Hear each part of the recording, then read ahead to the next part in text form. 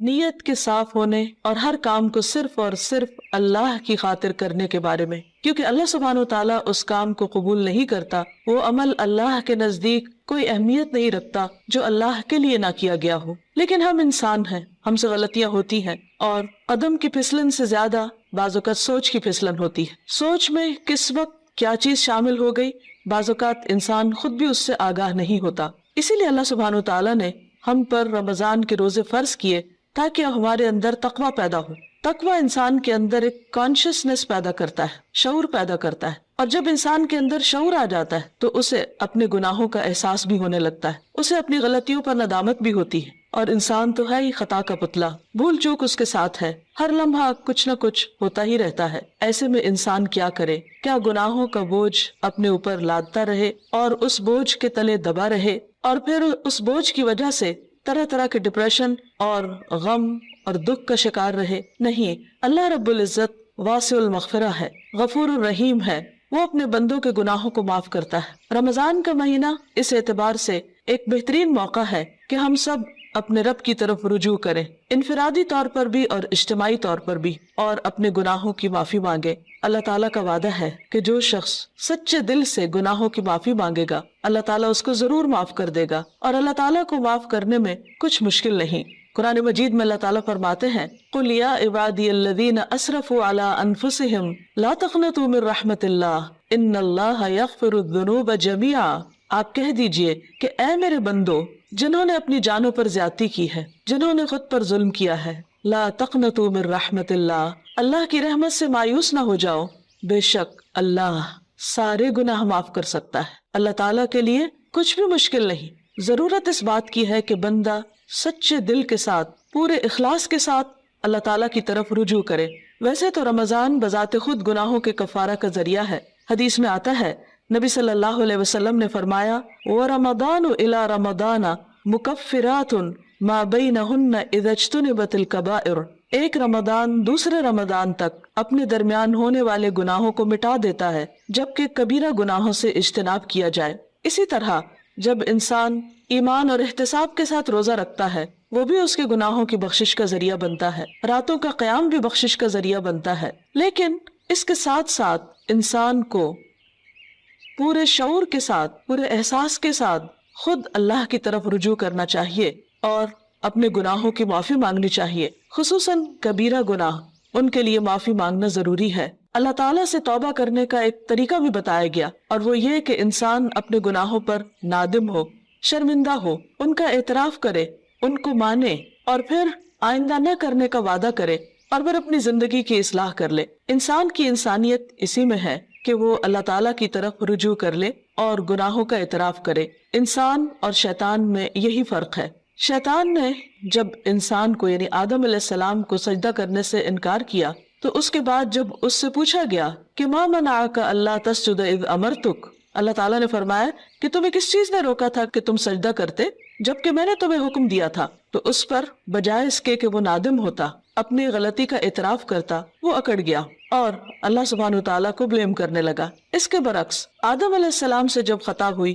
اور وہ بھول کر جنت کا وہ پھل کھا بیٹھے جس کے کھانے سے ان کو روکا گیا تھا، تو جب انہیں اپنی اس بات کا احساس ہوا کہ انہوں نے درست نہیں کیا اور ان سے جنت کا لباس اتروا لیا گیا، تو وہ فوراً اپنے رب کی طرف پلٹے اور انہوں نے اعتراف کیا اور دعا کی، ربنا ظلمنا انفسنا وان لم تغفر لنا وترحمنا لنکونن من الخاسرین، کہ اے ہمارے رب، ہم نے اپنی جانوں پر ظلم کیا، اور اگر تو نے ہمیں معاف نہ کیا اور ہم پر رحم نہ کیا تو ہم ضرور نقصان اٹھانے والے ہو جائیں گے۔ گویا انسان غلطی تو کرتا ہے، لیکن اگر وہ رب کی طرف پلٹتا نہیں اور رب اس پر رحمت نہیں فرماتا تو پھر انسان کا کوئی ٹھکانہ نہیں۔ روزے کی حالت میں انسان کو اپنے آپ کا جائزہ لینے کا موقع ملتا ہے، کیونکہ بہت سی مصروفیات اور مشغولیات سے، خصوصاً کھانے پینے کی مشغولیت سے فراغت پانے کے بعد جب روزے کی حالت میں، بھوک کی حالت میں اس کو اپنا محاسبہ اور اپنا جائزہ لینے کا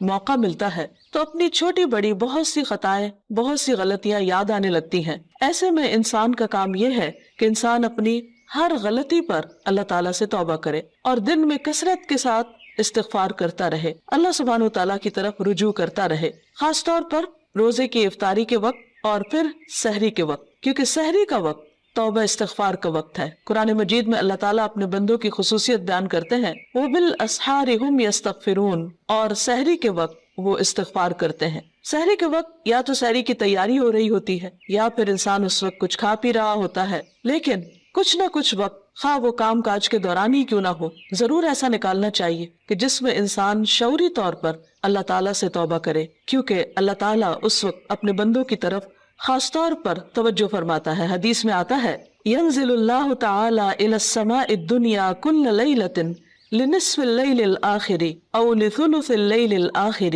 فيقول من ذا الذي يدعوني فأستجيب له من ذا الذي يسألني فأعطيه من ذا الذي يستغفرني فأغفر له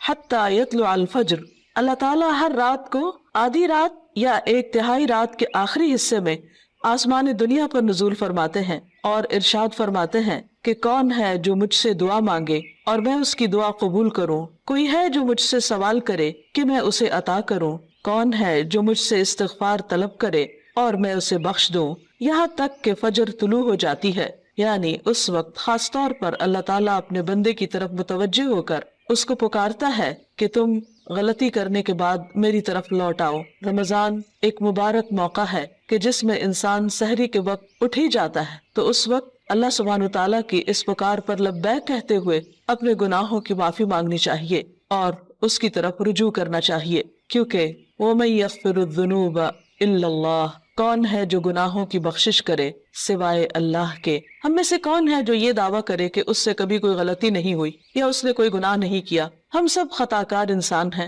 اور ہم سے غلطیاں ہوتی ہیں، لیکن غلطی پر توبہ کرنا اور غلطی پر شرمندہ ہونا انسان کی فطرت میں ہے۔ اگر انسان اس فطرت کو مسخ نہ کر دے تو جو ہی کوئی گناہ ہوتا ہے، انسان کا ضمیر فوراً ہی اسے آگاہ کرتا ہے کہ تم سے غلطی ہوئی ہے اور انسان اپنے رب کی طرف پلٹنا چاہتا ہے۔ لیکن بعض اوقات انسان کا نفس اس کو دھوکہ بھی دے جاتا ہے، اور بجائے اس کے کہ انسان غلطی کا اعتراف کرے، انسان اپنی غلطی پہ پردہ ڈالنے لگتا ہے، اس کو جسٹیفائی کرنے لگتا ہے اور پھر غلطی پہ غلطی کیے چلے جاتا ہے۔ کیونکہ ہوتا یہ ہے کہ جب انسان ایک گناہ کر لیتا ہے، اللہ کی ایک حرمت کو پامال کرتا ہے، اللہ تعالیٰ کی ایک نافرمانی کرتا ہے، تو پھر اس کے بعد اس کی جھجک ختم ہو جاتی، اس کی حیا ختم ہو جاتی، پھر وہ دوسرے گناہ کے لیے دلیر ہو جاتا ہے اور پھر گناہوں کا سلسلہ چل پڑتا ہے۔ اور اگر انسان توبہ نہیں کرتا تو وہ ایک سیاہ نقطہ جو دل پر لگتا ہے ایک گناہ کی وجہ سے، وہ نقطہ پھیلنے لگتا ہے حتیٰ کہ گناہوں کے ساتھ پورا دل سیاہ ہو جاتا ہے اور پھر انسان کے اندر سے احساس بھی ختم ہو جاتا ہے۔ اس کے باوجود انسان کو مایوس نہیں ہونا چاہیے۔ جب تک انسان کی جان ہے، انسان کی سانس کا سلسلہ چل رہا ہے، اس کے لیے معافی کا دروازہ کھلا ہوا ہے۔ حدیث میں آتا ہے کہ ان اللہ یقبل توبۃ العبد ما لم یغرغر، اللہ تعالیٰ بندے کی توبہ قبول کرتا ہے جب تک کہ اس کے سانس اکھڑنے نہ لگے، یعنی دنیا سے رخصت نہ ہونے لگے، فوت نہ ہونے لگے۔ تو گویا ابھی اللہ تعالیٰ نے ہمیں جو زندگی اور یہ موقع دیا ہے، اس میں ہم واپس پلٹ آئیں، رجوع کر لیں، اللہ تعالیٰ کو راضی کر لیں اور کبیرہ اور صغیرہ دونوں طرح کے گناہوں سے معافی مانگیں۔ صغیرہ گناہوں کے کفارے کے لیے تو نماز، روزہ، حج، زکوٰۃ اور دیگر نیکیاں، امر بالمعروف، نہی عن المنکر، یہ چیزیں انسان کے لیے کفارہ بن جاتی ہیں۔ لیکن خصوصاً کبیرہ گناہوں کے لیے خاص طور پر معافی مانگنا ضروری ہے۔ ویسے کبیرہ گناہ کیا ہے؟ مثلاً اللہ سبحانہ تعالیٰ کے ساتھ شرک کرنا اور اس کے بعد والدین کی نافرمانی، والدین کو ناراض کرنا، ان کا دل دکھانا، ان کو پریشان کرنا، ان کی بات نہ ماننا۔ اللہ سبحانہ تعالیٰ نے ایک نہیں کئی بار اپنے حق کے بعد انسانوں میں سے سب سے پہلا حق جس کا بتایا وہ والدین ہے، اور اللہ تعالیٰ کی رضامندی والد کی رضامندی میں ہے اور اللہ تعالیٰ کی ناراضگی والدین کی ناراضگی میں ہے۔ والدین کو ناراض کرنا کبیرہ گناہ ہے، اور اگر انسان کی وفات اس حال میں ہو جاتی تو اس وقت تک معافی نہیں ہوگی جب تک کہ والدین معاف نہ کر دیں۔ حقوق و لباد کے سلسلے میں جو بھی حق تلفی ہوتی، خواہ والدین کی نافرمانی یا کسی اور کی، یہ بات یاد رہے کہ انسان کو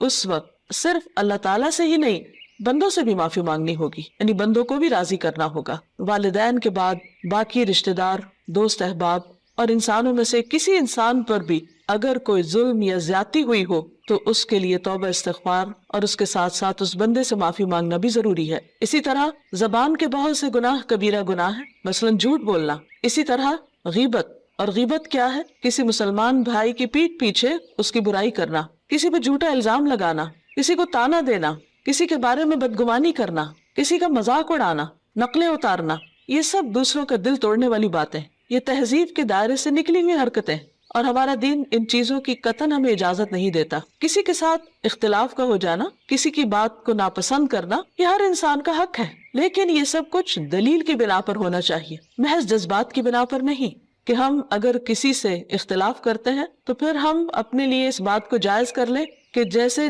چاہے پھر اس کے ساتھ معاملہ کرے، یا جیسے چاہے اس پر الزام تراشی کرے، اور پھر اس کے بعد خود کو سچا ثابت کر کے یا اپنے آپ کو مطمئن کر لے، تو یہ بات جائز نہ ہوگی، یہ کافی نہ ہوگی۔ انسان کے لیے خود اس کا سب سے بڑا دشمن اس کا اپنا نفس ہے، اور انسان بعض اوقات باہر کے دشمن کو پہچان لیتا ہے لیکن اندر کے دشمن کو نہیں پہچانتا، جب وہ انسان کو غلطی پر تھپکیاں دے کر سلا دیتا ہے، یا اس کو مطمئن کر دیتا ہے، یا پھر اسے صرف دوسروں کے عیب دکھاتا رہتا ہے اور اپنے عیب بھلوا دیتا ہے۔ اس لیے بہت ضروری ہے کہ ہم ان تمام گناہوں، خواہ وہ جسم سے تعلق رکھتے ہوں، خواہ وہ دل سے تعلق رکھتے ہوں، خواہ وہ زبان سے تعلق رکھتے ہوں، ان تمام گناہوں پر نمبر 1 شرمندگی کا اظہار کریں، نمبر 2 ان کا اعتراف کریں، نمبر 3 آئندہ نہ کرنے کا وعدہ کریں، اور نمبر 4 اللہ رب العزت سے دعا کریں کہ وہ ان گناہوں کو ڈھانپ دے، ان کو ہمارے نامہ اعمال سے مٹا دے، اور ہماری توبہ کی وجہ سے ان گناہوں کو بھی ہماری نیکیوں میں بدل دے،